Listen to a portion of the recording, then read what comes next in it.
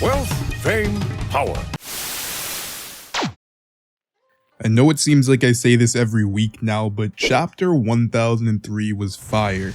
Every chapter seems better than the last, and honestly, Oda's just been at the top of his game ever since the build up to chapter 1000. And surprisingly, with chapter 1003, we're still on the roof. We got some glimpses of some other fights, but the majority of the chapter was still all the stuff happening on the rooftop with the supernova versus Big Mom and Kaido. Just like last week, I'm going to go through the chapter and discuss all of the characters' feats and general power. But before I get started, let me know in the comment section who your favorite supernova is.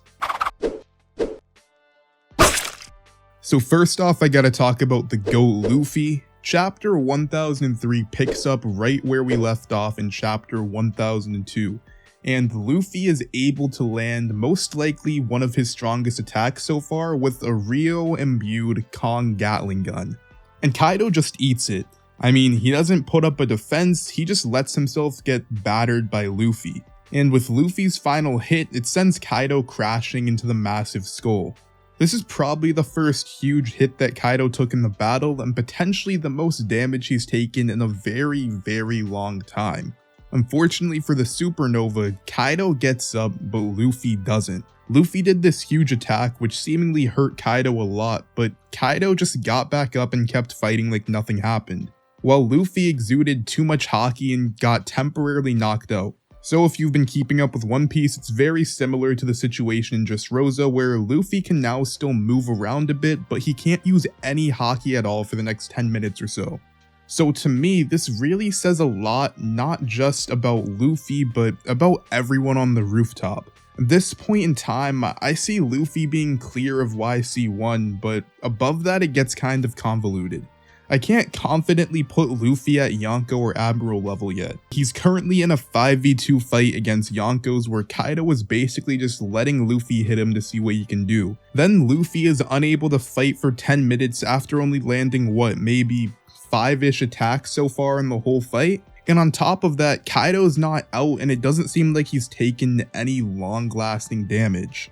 So I guess for now we just have to wait and see. I'm giving Luffy his credit as well as everyone else on the roof, but it hasn't really seemed like Kaido has taken any significant damage. Yes, he's screaming or groaning in pain, but he's not really hindered or slowed down by any of it in the slightest. So overall, I would say Luffy is definitely strong, but he also still has a lot of room to grow. It'll be very interesting to see how strong he is by the end of Wano. I think maybe by the time the arc ends, then he could be competing with Admirals or Yonkos, maybe not in the upper echelon of them, but at least able to compete. Now after talking about Luffy, we gotta talk about his right-hand man, Roronoa Zoro, always catching W's these past couple chapters. So Zoro is carrying Luffy again quite literally in this chapter. But in all seriousness, this was a pretty decent chapter for Zoro.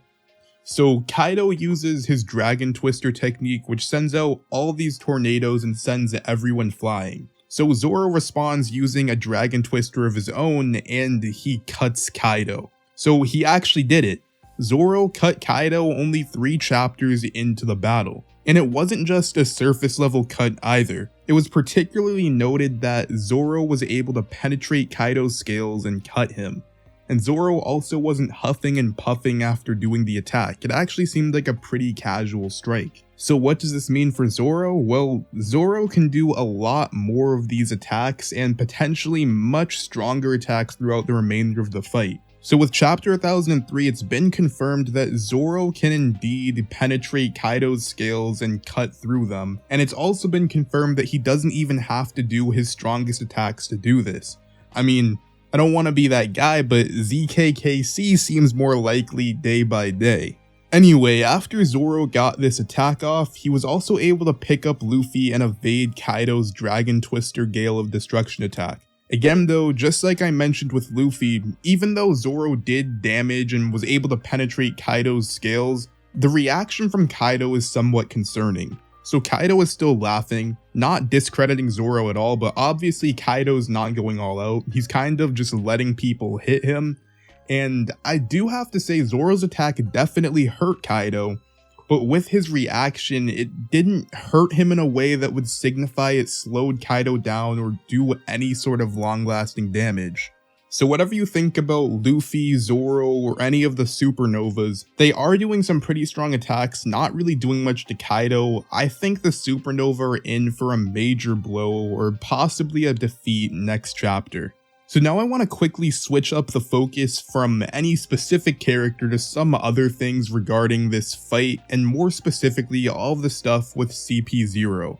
So Cypher Pole I-Zero, or CP0 for short, basically comes to the conclusion that the Alliance will lose to Big Mom and Kaido.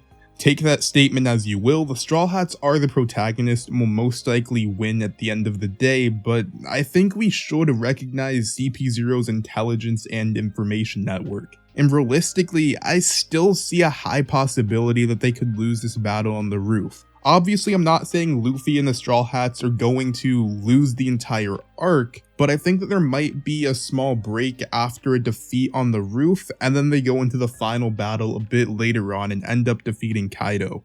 And two more interesting things came out of the CP0 stuff. The first is that CP0 said it was good that the pirates were killing each other. So what this says to me is that they're just gonna pretty much wait and see. They might end up taking out whoever wins, but what they're really hoping and what they're really predicting is that no matter who wins this fight between the Yonko and the Supernova, there's going to be some major losses on both sides. So again, how I respected CP0's thoughts before, I think we have to respect them again and realize the fact that it's not going to be an easy fight either way. And as for the second thing that CP0 brought up, they also mentioned the fact that the fight between the Yonko and the Supernova, while it matters, that's not what matters as much, right? So pretty much it's saying if the Supernovas end up winning, they're going to be so just incapable and drained after that fight that they won't be able to help all of their subordinates. What this means is that all of the subordinates and the officers of both the Beast Pirates and the Straw Hats really have to step up here. And after saying this, we got some shots of Yamato, Jinbei, Nami, and Usopp, along with Sanji. So just some quick thoughts on this. Usopp is apparently up. I kind of thought Usopp might be down for the whole arc, but apparently he's kicking, he's ready to go and fight again. Gonna be interesting to see how he and Nami are able to deal with Ulti in page 1. And as for Sanji, he still looks like he's in distress. It would be a pretty cool character moment to actually see him step up and low diff Black Maria, considering his inability to fight a woman. Although I really don't see this happening, to be completely honest. I think Robin or Brooke or a combination of the two is going to save Sanji. Now, as for them saving him from Black Maria, you're probably wondering, so who is Sanji going to fight? To be completely honest, I see only two possibilities. The first is that he's going to tag team with Marco to fight King and Queen, or Sanji's gonna find his way onto the roof. You may agree with this thought, you may not, but the One Piece anime opening has been shown on numerous occasions to pretty much just spoil shit. You may agree with this, you may not, but the one thing we can't ignore is that the One Piece anime has spoiled stuff on numerous occasions, and it did show all of the Straw Hats fighting against Kaido. I know it's just an intro, but honestly, I wouldn't mind seeing all of the Straw Hats fight Kaido at the end in the same way that they fought at the very end of Thriller Bark. Now on to the rest of the supernovas on the roof, we have Kid, Killer, and Law. And to be completely honest, they really didn't do anything this chapter. Kid and Killer didn't do a single attack or even get hit, but Law did manage to hit Big Mom with a counter shock.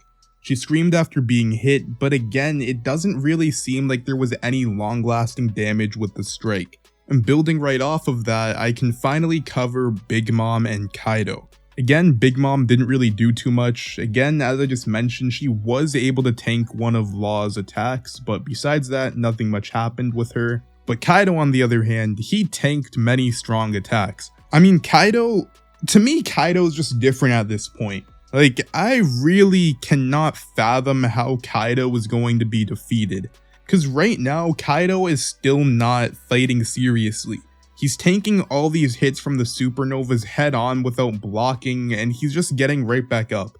Like, Luffy, Law, Kid, Killer, Zoro, they're doing their strongest attacks, and for the most part, Kaido's just tanking them with his face. I mean, the only attack he blocked was one of Zoro's last chapter, so maybe they can do stuff on that caliber to actually damage Kaido. But beyond that, I really don't know what they're gonna do against this man. Then at the end of the chapter, we saw the silhouette of Kaido's hybrid form. So we already know Kaido's going to go crazy next week. I really hope that we stay on the rooftop.